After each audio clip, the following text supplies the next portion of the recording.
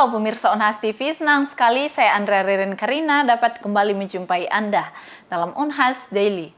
Dalam beberapa menit ke depan kami akan menyajikan berita-berita terpercaya hanya untuk Anda. Menjaga kesehatan tubuh saat berpuasa merupakan hal yang sangat penting, namun seringkali terabaikan, salah satunya dengan kebiasaan tidur setelah menyantap sahur. Sekilas hal ini nampak sepele, namun kenyataannya dapat berdampak bagi kesehatan kita. Lalu, resiko apa saja yang akan muncul jika membiarkan kebiasaan ini? Simak berita selengkapnya untuk Anda. Selain menjaga pola makan yang baik, menjaga pola tidur yang sehat merupakan salah satu aspek penting untuk mempertahankan kesehatan tubuh secara keseluruhan, apalagi saat kita menjalani ibadah puasa. Salah satunya adalah dengan tidak membiasakan diri tidur setelah menyantap sahur. Dengan berbagai alasan seperti tak kuat menahan kantuk, kebiasaan ini mungkin dianggap sebagai waktu yang biasa-biasa saja tanpa menyadari potensi bahaya yang mungkin terjadi. Jika dilansir dari website Detik Health, salah satu bahaya tidur setelah sahur adalah terkena GERD. Penyakit ini merupakan gangguan pencernaan yang disebabkan oleh asam lambung yang naik ke kerongkongan. Jika hal itu terjadi, maka dapat menyebabkan gangguan iritasi karena dinding dari kerongkongan tidak didesain untuk menahan asam. Dalam wawancara dengan Unhas TV, spesialis gizi klinis dari Universitas Hasanuddin, Dr. Yasmin, menyatakan bahwa kebiasaan tidur setelah sahur dapat meningkatkan resiko obesitas. Hal ini karena tubuh tidak memiliki kesempatan untuk membakar kalori dengan efisien. Akumulasi kalori yang tidak terbakar ini dapat menyebabkan peningkatan berat badan secara perlahan-lahan. Untuk mengurangi resiko ini, Dr. Yasmin menyarankan untuk melakukan aktivitas ringan setelah sahur, seperti menunggu sholat subuh sebelum tidur. Jadi, kalau kita langsung tidur atau duduk, biasanya itu kita rentan untuk dia tersimpan. Biasanya juga artinya kecenderungan kita untuk menjadi obesitas itu menjadi besar. Iya. Oleh karena itu mungkin mau istirahat kembali setelah menunggu azan subuh. Jadi ada aktivitas ringan sehingga jadi pada saat kita sahur gula darah kita akan naik, kemudian akan tersimpan semua cadangan-cadangan energi. Nah, kalau misalnya langsung kita tidur, maka kemungkinan untuk obesitas atau tersimpan lebih banyak akan menjadi lebih besar. Oleh karena itu, supaya kita mengurangi resiko tersebut, maka kita sedikit melakukan aktivitas ringan saja, itu ya termasuk menunggu sholat subuh. Setelah sholat subuh kita mau istirahat, ya silahkan. Lebih lanjut, Dr. Yasmin menambahkan bahwa resiko lainnya yang mungkin saja terjadi adalah terkena diabetes. Hal ini terjadi karena tidur setelah makan ataupun sahur bisa mempengaruhi sensitivitas insulin, sehingga dapat mempengaruhi kadar gula darah dalam tubuh. Kebiasaan tidur setelah makan ataupun sahur memang tidak dianjurkan. Upayakan memberikan jeda waktu 2 hingga 3 jam sebelum tidur agar makanan dapat dicerna dengan baik. Selain itu, penting juga untuk menjaga pola tidur yang teratur dan cukup dengan tidur malam yang cukup dan tidur siang yang terbatas. Ini mungkin berbeda dengan kebiasaan tidur di negara-negara Timur Tengah. Mereka cenderung tidur lebih banyak pada siang hari karena aktivitas yang padat pada malam hari. Dengan mengurangi kebiasaan tidur setelah makan ataupun sahur selama Ramadan, serta menjaga pola tidur yang teratur dan cukup, kita dapat melindungi diri kita dari resiko penyakit seperti obesitas, diabetes, dan penyakit lainnya yang mungkin dapat muncul. Zulkarnain, Taslia Ramadhani, Unhas TV. Angka pernikahan dini di Sulawesi Selatan terbilang tinggi. Salah satu penyebabnya karena budaya dan tradisi yang ada pada masyarakat Sulawesi Selatan, khususnya masyarakat Bugis Makassar. Lantas, bagaimana budaya dan tradisi menjadi penyebab terjadinya pernikahan dini dari perspektif agama? Simak liputan selengkapnya untuk Anda. Kasus pernikahan dini di Sulawesi Selatan terbilang tinggi.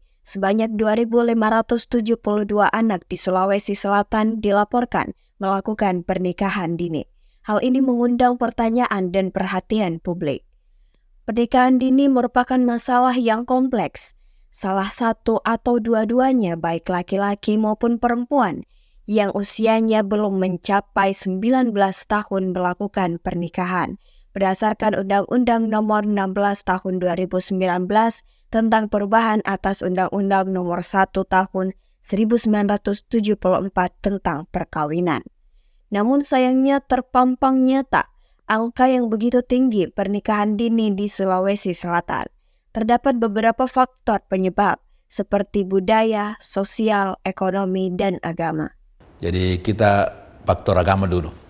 Dalam agama Islam itu tidak ada ketentuan tentang umur. Tetapi yang pastinya adalah balik.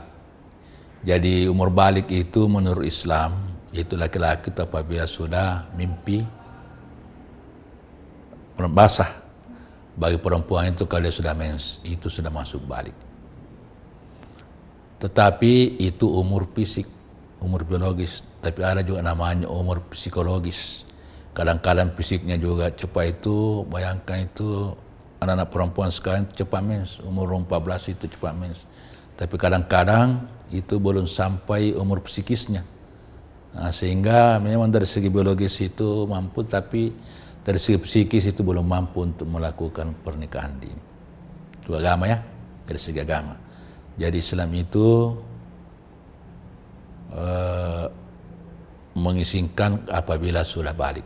Tetapi memang perlu ada aturan-aturan lain yang mendukung apakah ini secara psikologis anak ini sudah matang. Kemudian ada juga faktor budaya. Di dalam budaya itu ada budaya-budaya tertentu di mana ada masyarakat itu kalau umur anaknya sudah sampai 17 belum menikah, itu dalam keluarga itu malu dia. Ini seperti tidak laku-laku anaknya. Ya, budaya itu. Nah, sehingga itulah anaknya cepat-cepat dikawinkan. Dewan Pembina Majelis Ulama Indonesia Tamalandrea Kota Makassar, Profesor Dr. Insinyur Musbir MSc, mengemukakan penyebab paling aneh lagi dari perkawinan dini karena pengaruh internet dan sosial media yang sangat terbuka. Menyebabkan anak cenderung melakukan pergaulan bebas dan pada akhirnya anak mengalami MBA atau married by accident atau terjadi hamil di luar nikah. Jika terjadi hal tersebut maka orang tua akan menikahkan sebagai penutup malu.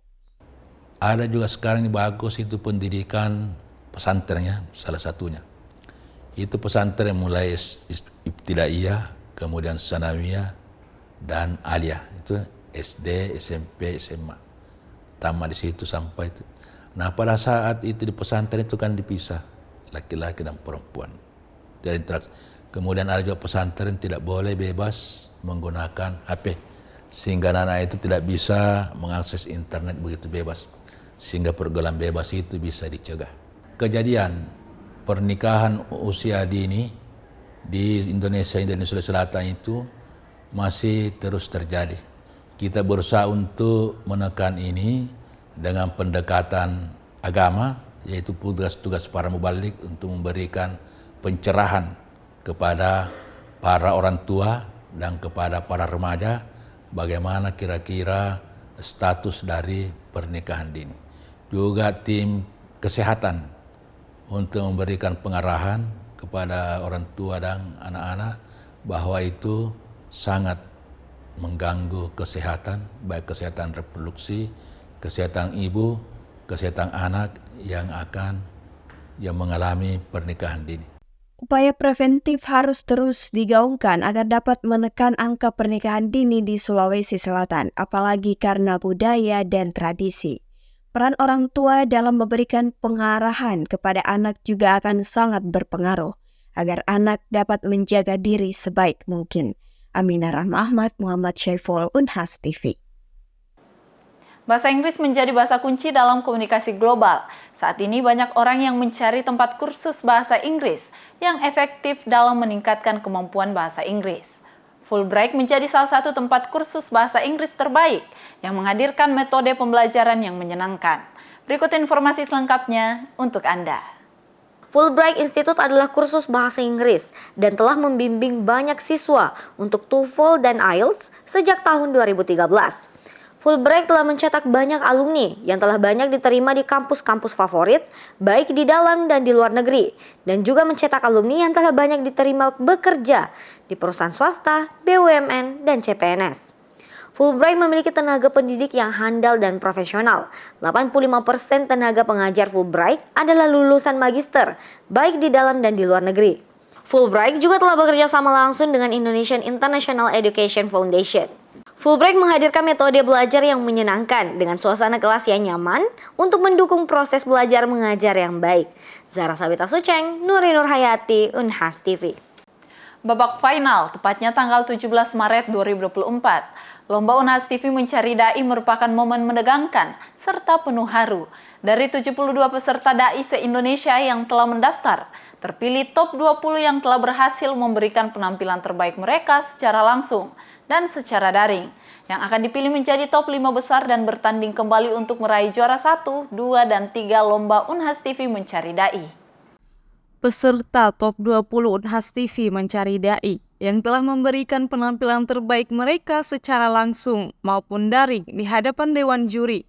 Hari ini akan menjadi momen menegangkan bagi seluruh peserta dai. Bagaimana tidak, peserta top 20 akan dieliminasi menjadi top 5 besar yang akan bertanding kembali memperebutkan juara 1, 2, dan 3. Peserta yang lolos top 5 besar Unhas TV Mencari Dai tentu berupaya semaksimal mungkin memberikan penampilan terbaik mereka di babak final kali ini. Dan menjadi momen menegangkan bagi seluruh peserta dai. Hal ini berpengaruh besar pada kualitas penampilan para peserta, di mana peserta menjadi lebih antusias dan gugup dibandingkan penampilan sebelumnya. Penampilan cukup maksimal bahkan tidak maksimal bagi peserta dipengaruhi oleh rasa cemas dan gugup yang tinggi, serta para peserta menyatakan bahwa bahan materi yang mereka siapkan merupakan bahan dadakan yang baru mereka pelajari pada pagi harinya. Selain ada yang berpenampilan dengan tersendat-sendat bahkan lupa materinya, para peserta berusaha maksimal agar tetap berhasil menyelesaikan dakwahnya dengan baik. Namun, Dewan Jurilah yang akan menilai secara profesional dari berbagai aspek penampilan para peserta di top 5 besar. Memasuki puncak acara Unhas TV Mencari Dai, sampailah di momen yang sangat ditunggu-tunggu, yaitu pengumuman peserta yang akan meraih juara 1, 2, dan 3. Dengan hasil mutlak dari penilaian dan keputusan juri yang tidak bisa diganggu-gugat, juara 1 diraih oleh peserta nomor urut 5, Firda Nurul Aulia dari Pondok Pesantren Nahdlatul Ulum Kabupaten Maros dengan perolehan nilai 735 dengan penampilan yang memukau. Juara 2 diraih oleh peserta nomor urut 4, Wafa Mutia Zahra dari PDF Ulia Asadiyah Sengkang dengan perolehan nilai 717. Lalu, juara 3 diraih oleh peserta nomor urut 3, Trisuki Aprianto dari Manpeka Kota Makassar dengan perolehan nilai 711. Awalnya itu sebenarnya Firda tidak mau ikut karena Firda belum banyak persiapan, tapi ada ustadz yang mensuruh Firda, katanya coba saja dulu, dicoba tak mengapa. Jadi waktu itu Firda coba menghafal konsepnya. Kemudian Firda buat video. Terus ada cerita pas pembuatan video, ada cerita unik nih. Kan tanggal berapa Kak? 12 ya terakhir yang pertama. Kemudian Firda take itu tanggal 11 malam. Firda bingung mau take di mana nih. Jadi Firda take di kamar bersama dengan kakak. Terus Firda pas Firda upload, Firda minta doa ke guru-guru, teman-teman semua.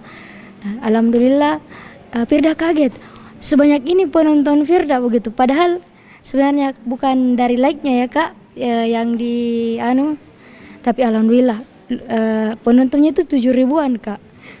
Like-nya ratusan, komentarnya juga Masya Allah banget.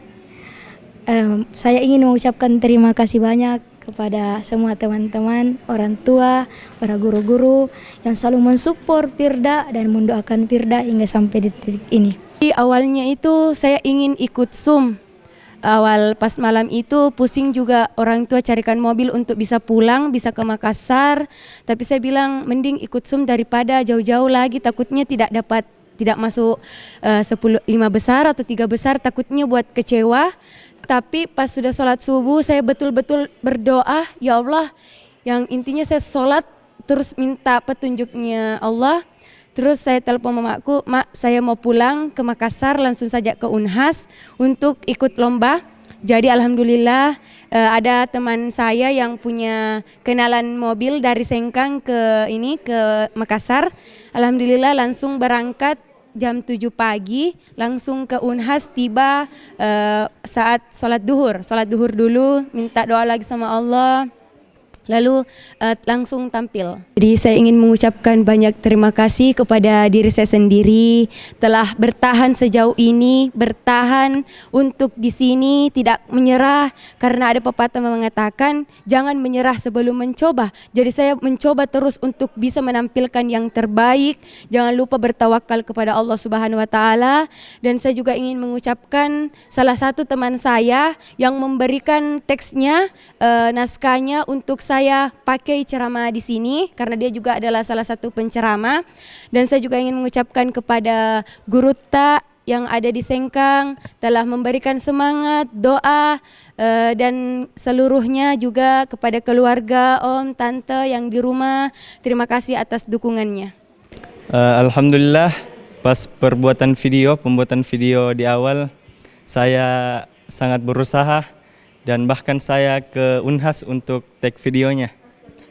Dan saya berterima kasih kepada semua teman-teman, bahkan Ustaz yang telah membantu saya dalam mengikuti lomba ini. Hadiah berupa uang tunai diserahkan langsung pada peraih juara 1, 2, dan 3 dengan penuh rasa haru dan bangga atas pencapaian pada hari ini. Acara ini juga dimeriahkan oleh Ban Pesisir Himap KMFIB Universitas Hasanuddin. Nuri Nurhayati, Evans Ronaldo Linting, Unhas TV. Pemirsa, berita tadi sekaligus menutup perjumpaan kita hari ini. Terus saksikan Unhas Daily hanya di Unhas TV. Saya Andrea Ririn Karina mewakili kru yang bertugas. Pamit undur diri dan sampai jumpa.